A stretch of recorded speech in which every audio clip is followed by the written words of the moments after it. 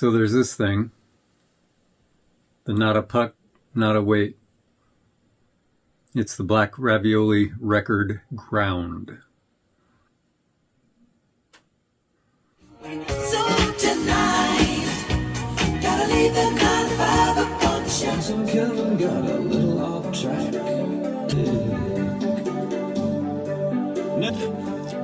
These don't matter.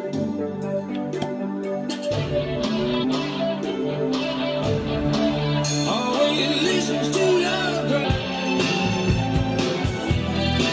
Big head, we got ambulance ride too late. Welcome to Lancaster Hi-Fi. I'm Stephen Lancaster. I want to talk today about a tweak. The Black Ravioli Record Ground. It's from the company Black Ravioli. I gather they're headquartered in Scotland. And they sell tweaks. Originally they sold a mat that looked like black ravioli, and so hence the name. And now they're selling other stuff, like this record ground, which is not a weight and not a puck. It's a record ground, whatever that means. And what else do they sell? They sell like, vibration absorbing feet, isolation feet, that kind of thing. I think there's maybe some other stuff as well. I'm not familiar with their entire product line, but Chris got this for me. He got one and he said, my buddy Steve could review it as well. And I said, okay. And I sent it to him. All right. So if it's not a weight and it's not a puck, and I'm not sure what a puck is actually, it's not a clamp. What is it exactly? Or, well, what is it supposed to do? Well, I think, and I have read the product literature, so forgive me if I'm not entirely sure what actually it's supposed to do. I'm going to blame that to some degree on the product literature being relatively vague. But the basic idea is that it is supposed to absorb vibrations of the record that would otherwise feed back into the stylus and cause inaccuracies, distortion, etc. Now, in explaining what it does and how it does it, it's the kind of explanation that makes a physics major cringe. FYI, I was a physics major in college. So I'm kind of hyper-tuned to BS physics. Sort of woo-woo physics, quantum effects, quantum tunneling, quantum uncertainty. Well, they don't do any quantum mechanics type explanations of this thing, but they do bring entropy into it and energy and so on. Without being specific about that, because, entropy, the general public thinks of entropy one way. The physicist thinks about it in another way. The general public has a very vague idea of what entropy is. The physicist has a very precise idea of what entropy is.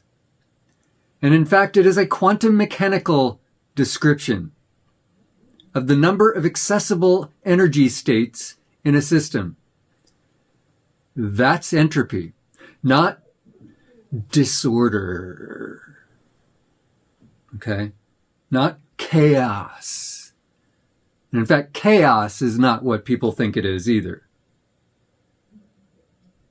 I mean, at least not when it's used with the intention of using its mathematical definition. Chaos is a particular thing in math. Chaos is a thing in society and life.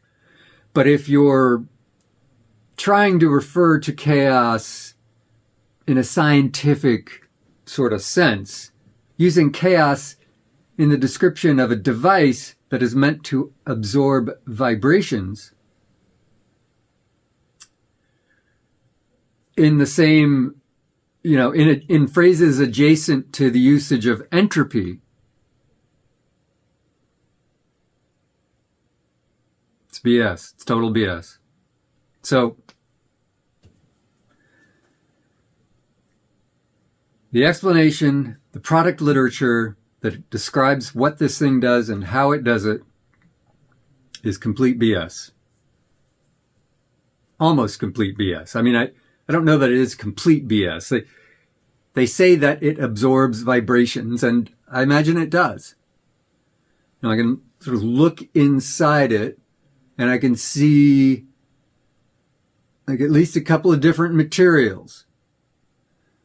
It appears that there's a layer or two of hard plastic at the top, and a layer of hard plastic at the bottom, or maybe two layers, and in between, a few layers of some white stuff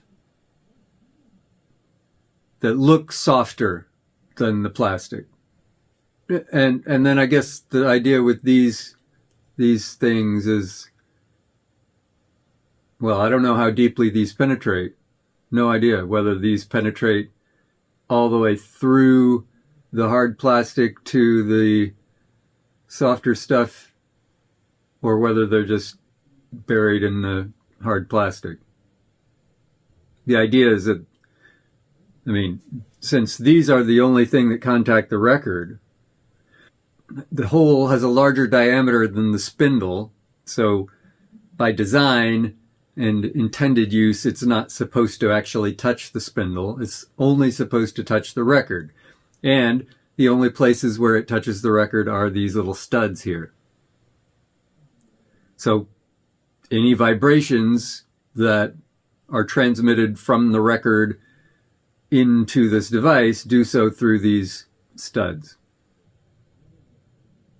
There's no give. So if I can only infer that they don't, well, it's possible that they go all the way through to the soft stuff, but they are anchored in the hard plastic. Because if they were anchored only in the soft stuff, there would be give, and there isn't. Okay, so it takes vibrations from the record and puts them into this device. It weighs about as much as a new record, one of the new thick records, right? It's, I think, 190 grams. So it shouldn't put a strain on, the motor for your turntable. It's just like putting another record on top of the one. So it takes the vibrations that are on the record, and they would contact this, and then the idea is supposed to be that the device here absorbs those vibrations, deadens the vibrations of the record. All right, so that's the idea. It's similar somewhat in concept to a tweak device that I've reviewed already on this channel, which was the Origin Live platter mat. Forget the name of it. Anyway, the expensive one.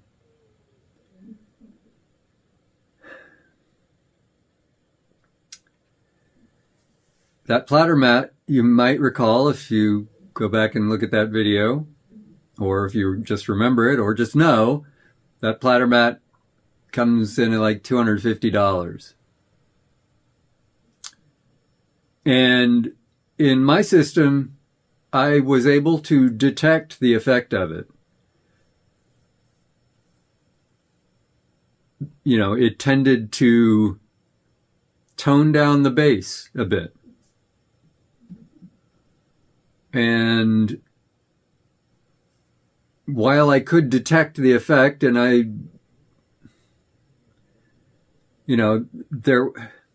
could detect the effect of that platter mat, but A, it was a pretty small effect, and B, it wasn't entirely clear that the effect was all positive. Maybe I wanted a little boomier bass. Now, I would imagine that this is designed to have a similar effect. Given the sort of sandwich and absorbent, probably vibration absorbent material in here, this would perhaps have a similar effect. And Chris reports that it seems to have a similar effect to that Origin Live mat in his system. These cost $600. Yeah, let that sink in. $600. Now, if you've got a $5,000 turntable and a several $1,000 cartridge on it, like Chris does on the turntable that he's using this with a Technics, basically one of the SL1200, the G, I think. Anyway, it's like a $5,000 turntable. All right. And I think he's got like a cartridge on there that is kind of over-spec'd for that turntable. I think the cartridge he's running on it is like a $5,000 cartridge. So whatever, right? The Origin Live platter mat had a nice beneficial effect with that turntable in his main system. Not such a great effect on the sound of his office system, in which he's just got Kef Meta, whatchamacallits. Anyway, the fancy Kef speakers that everybody was gaga over a few years ago. The bookshelf speakers. In his main system, though, he's got the huge Focal Evos or whatever, and everything is super top notch. All right, and in that, I call that system the BS detector. If there's a thing that is supposed to do a thing, you can hear whether it does a thing in that system. And it's surprising some of the things that have an effect that you can hear in that system.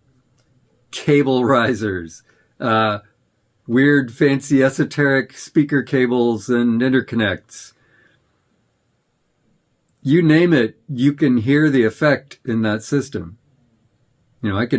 He changes from his octave tube amp to his Mola Class D solid state power amp, and the difference is obvious.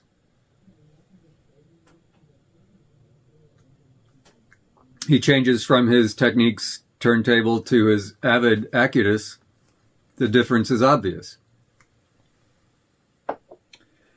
Now, unfortunately, I didn't, when I was there last, when he gave this to me, and we were listening to music on both turntables, I could hear, of course I heard the difference between the Technics and the Avid, but he didn't demonstrate the difference between the Technics with and without the record ground. That's too bad. I would have liked to have had that as a reference for what I've heard in my own system. So, after much beating around the bush, what is the effect that I've heard in my own system?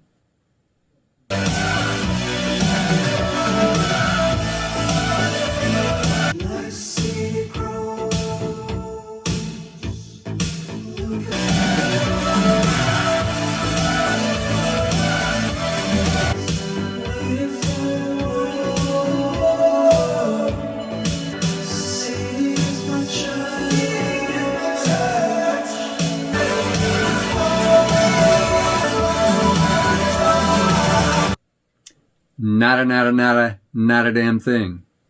I cannot tell the difference with and without it.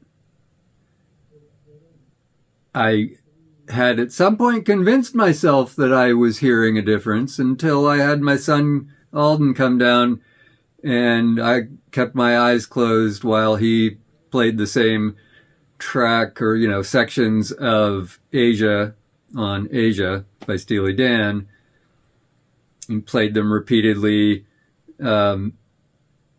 like 4 times, with or without this, but not telling me when it was on and when it was not.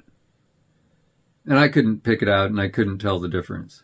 Not really. I mean, I guessed a difference and I was wrong. Consistently wrong.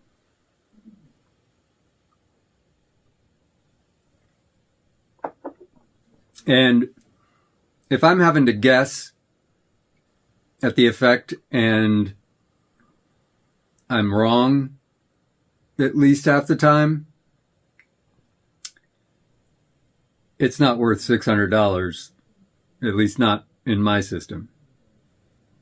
I tried it in my test rig, where I've got an even cheaper turntable, but, different speakers, the JBL control monitors. Thinking, well, maybe it's the speakers. Maybe these ADS speakers aren't quite transparent enough to pick up the effect of this.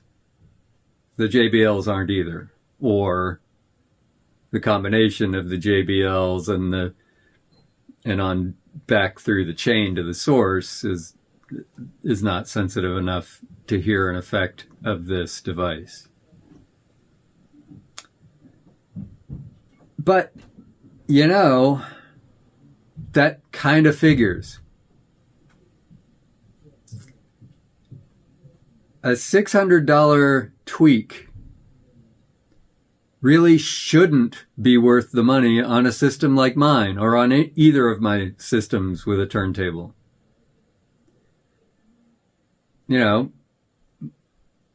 My turntable is awesome and everything, but it's not quite as nice as Chris's Techniques.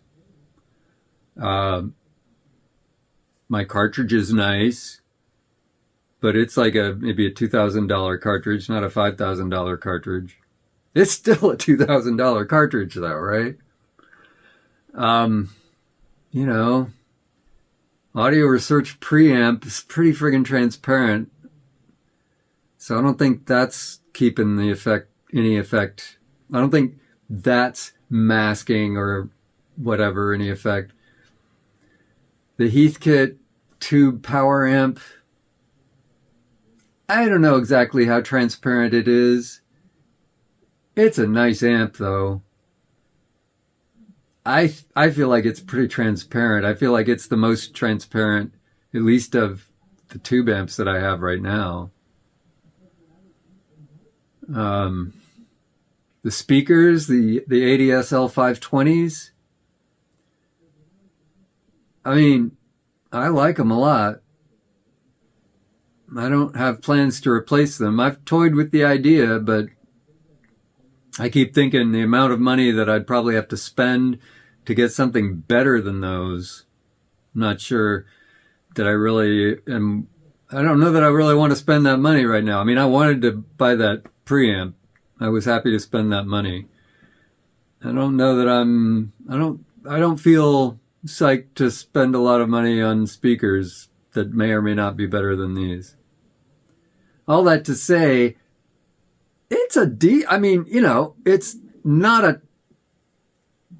a system that sounds as good. It's definitely not a system that sounds as good as like a $100,000 or $200,000 system. Of course it's not.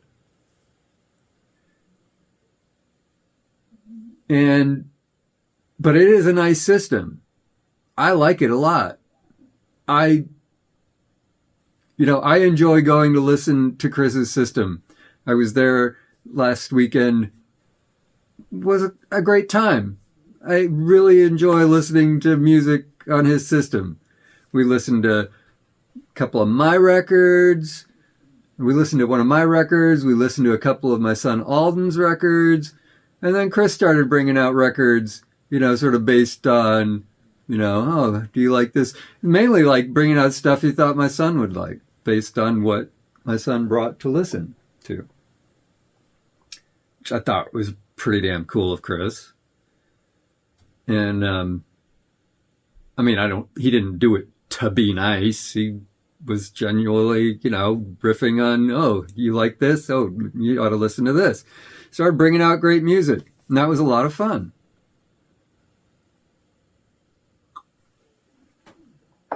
We got to hear the song Off the Wall by Michael Jackson on both the Techniques, and then he put it on the Avid Acutus, and it was like, oh shit.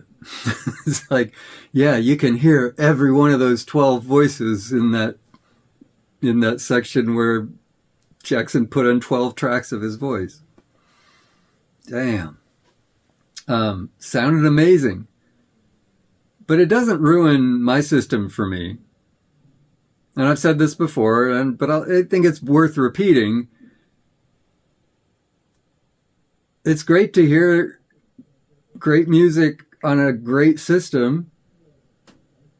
It doesn't mean I don't enjoy listening to the same music on this system. But it does mean that, if you've got like a $10,000 rig or more for your turntable and a $600 tweak has a noticeable effect that you like, that you think is beneficial, then it probably is worth the money, because, how many things are there that you can do to tweak and make that system sound better? And a tweak that costs under $1,000 is maybe a relative bargain almost. But not in my system. I mean, my turntable rig just is not high end enough to warrant a $600 tweak. I would be much better off spending that $600 on almost anything else in my system. For example, when I went from cheap freebie cables and spent some real money on the raw materials to make myself some good cables, I think that was money well spent. I'm pretty sure that I could hear a pretty big effect in this system. When I got that ARC preamp, that had a pretty big effect. Part of the effect being that whenever I put on a record and I'm listening to something that I haven't listened to since I bought that preamp and put it into my system, it just sounds amazing to me, with or without the record ground. And I can't hear the effect of the record ground. So, but,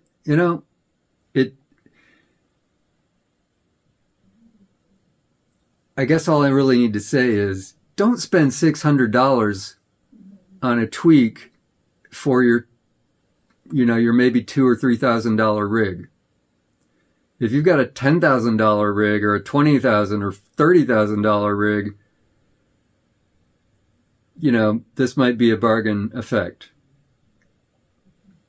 Now, I will also add, they offer a 30-day, no questions asked return.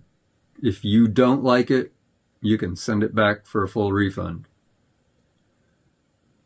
And, they report, and I believe it, that people who buy it don't return it. Because people who pay $600 for something like this have already spent a lot of money on their system. I would never have spent $600 on a tweak like this. Now, I have it now, I should say that doing this review and posting it under that condition, I get to keep it.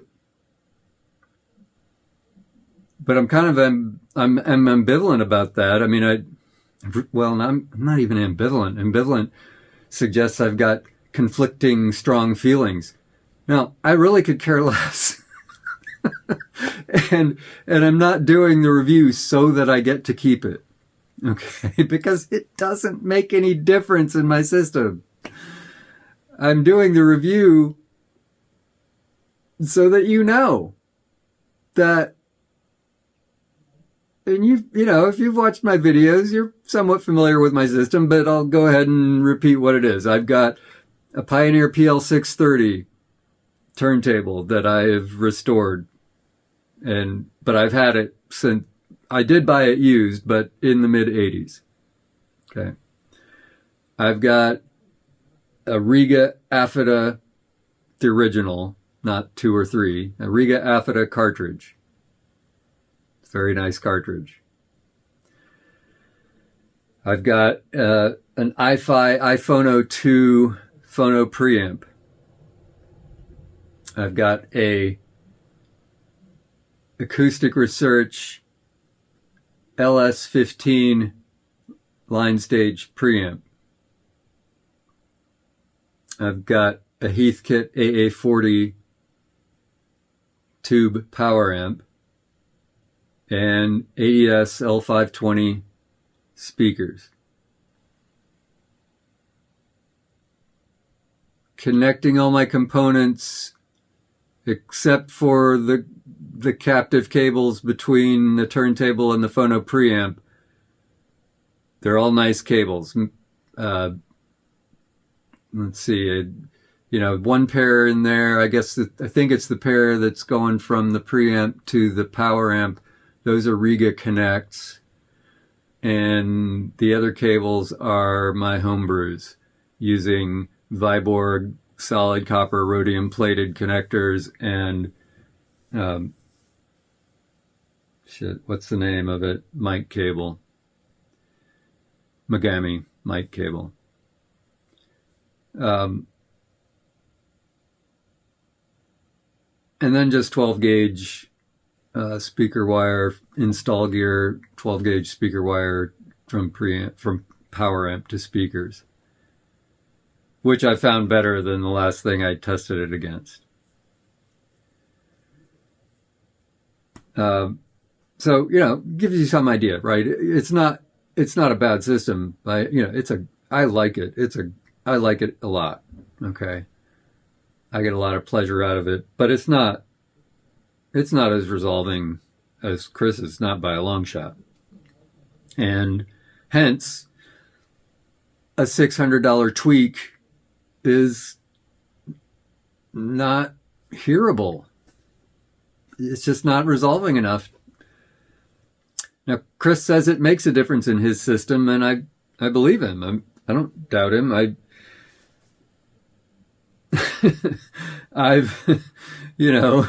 He's demonstrated for me the effect that changing a cable makes in that system, or using a different platter mat makes in that system, or changing power amps. Everything matters in that system. But not in mine. But I think that's to be expected. I probably should not have expected this really to make much of a change in my own system. It's just not designed for me. If you've got a system sort of on a par with mine, you shouldn't be spending $600 on a Black Ravioli record ground, okay? If you've got a $200,000 system, then maybe you should. Might be worth it. I guess that's the bottom line. If this is a very small percentage of the total cost of your system, then it might be a worthwhile tweak. If it's not a very small percentage of the cost of your overall system, then don't bother. It's not for you. All right. And I, you know, I mean, that's kind of obvious, you know. It's like you shouldn't spend $1,500 on a cable in a $1,500 system, right? But it might be worth it to spend $150 on a cable in a $1,500 system. Okay?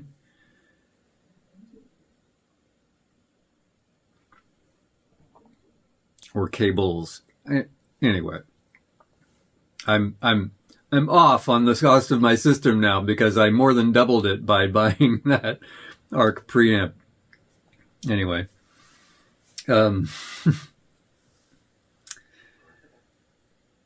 that I think is common sense to most people. Don't spend a large fraction of the cost of your system on a tweak. You're much better off spending it elsewhere, on better speakers, better cables, even better cartridge, down the line. All right. Better tubes. So that's my story, and I'm sticking to it. Trying a new scotch today. It's a Highland single malt. The Dalmore, 12 years. Pretty bottle. It was on sale, $10 off. Figured I'd try it. Never tried it before. I've been liking the Highland single malts. I still think I probably prefer the Isla, whatever ones. But I'm liking these Highland ones. Hey, if you are liking the video, if you got something out of it, you like my style, etc., subscribe to the channel, please. Hey, and I just passed 10,000 subscribers, so thank you everybody who subscribed. Both those of you who've been with me nearly from the beginning, you know who you are, to those who subscribed very recently, and everybody in between. Thank you deeply. It feels good to finally reach that goal. But, you know, if you haven't subscribed, hey, jump on board.